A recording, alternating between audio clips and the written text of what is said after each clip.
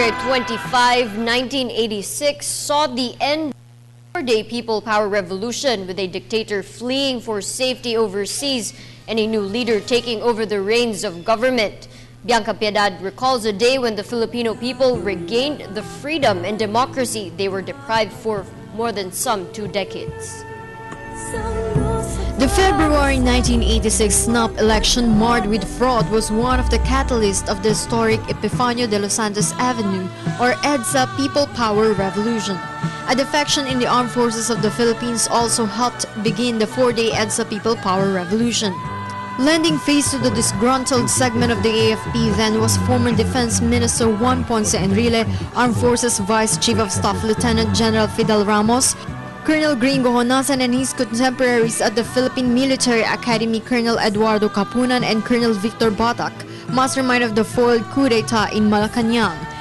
Once the group of General Fabian Ver of the National Intelligence and Security Agency learned of the plot, they immediately formed a counterattack which led to a series of arrests of Enrile and Trade Minister Roberto Ongpin's aides. This eventually brought about Ramos' decision to break away from the dictatorial government, when they called for a media conference at the Defense Ministry where they acknowledged that there have been massive cheating during the snap elections. The rebel forces asked for then Manila Archbishop Jaime Cardinal Sin's help, who in turn rallied supporters through Radio Veritas, the lone station that relayed blow-by-blow news of what was happening then, since all the other stations were prevented from airing. It was at this point that the erstwhile President Ferdinand Marcos also called for a press conference to appeal to the rebels to surrender. But people started massing up in EDSA, stopping the tanks and armored personnel carriers from gaining entry at Camp Aguinaldo, where Enrile and Ramos was holed up. Marcos vowed to stay in his post and put down the mutiny. He also charged Enrile and Ramos of establishing a junta.